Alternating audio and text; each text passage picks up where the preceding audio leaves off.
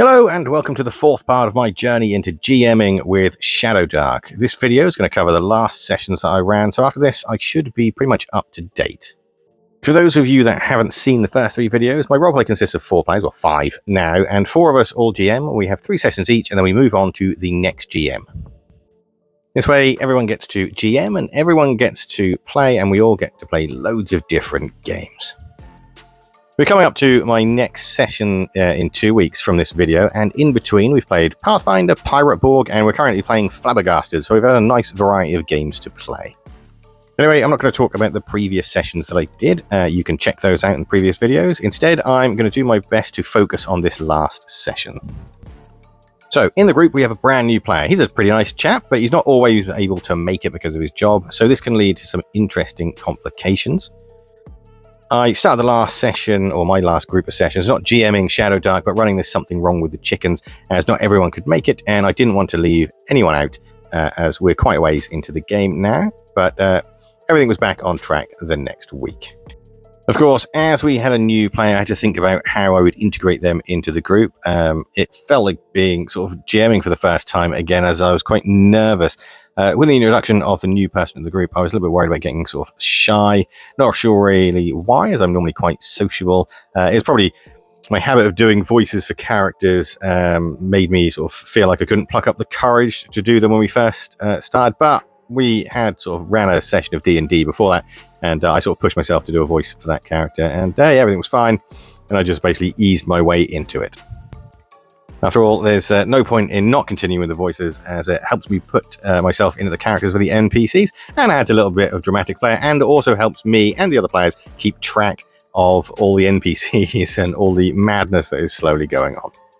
The other main problem was how to put a new character into the group. This wasn't the first time, as one of the previous players wanted a new character. At that time, though, it was a little bit easier, as I used the death of that character to further the story, and to introduce a new one, I just had a funeral, so it was that sort of quite nice and simple. This time, though, no one had died, and our group was currently sitting in a tavern after beating up some sailors. In the end, I just decided that they were going to join them at the tavern. They were going to be one of the people that saw the fight, and they just get involved in the shenanigans. And basically another fight afterwards to introduce them to the gaming mechanics. The new player obviously also didn't have a character, but he had given it some thought in what he wanted, so we started the session with rolling up his brand new character. This is one of the things I love about Shadowdark, and because it's an OSR, it's super simple to make a character, so we got it done in about 10 minutes. Although it could do with a bit more class, or a few more classes, I should say, as you only get 4. There are some fan-made classes out there, though, but our main player decided to choose a goblin thief called Smiggles. That means our group has a fighter, a wizard, and 2 thieves. They did have a cleric NPC, but, well, things change, and sometimes you have to up the danger in the group, but I'll get to that shortly. During the first session, the group had just gotten into a port town in search of a cult that's trying to get their hands on various items for a spell, and this was the route to get their hands on some mermaid scales. However, our group have been having issues with a magical egg that's been slowly taking over 2 of the characters, and the group chucked me a little bit of a curveball.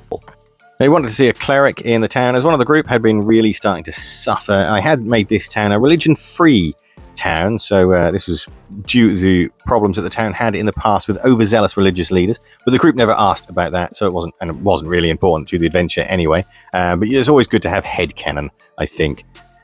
Instead, I directed them to a doctor, but this doctor was always going to be unable to cure our heroes. The only way they could have got the cure is if they went to see a returning character, Kindly Bob. Plus, this gave me a perfect opportunity to have a bit of fun and do a little sort of comedy role-playing.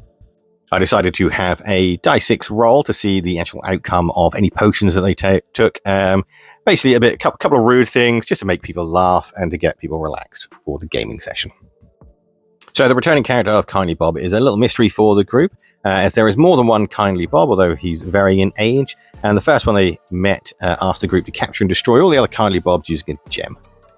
They don't know the truth about Bob yet, but things will start to become clearer as we get further into the adventure. I'm not going to talk about it too much, as I know one of my group watches these videos. Hello, Shameful. Check out his videos on his Shameful Roleplay channel. He's very knowledgeable about roleplay games, and he has a love for OSR like no other on YouTube.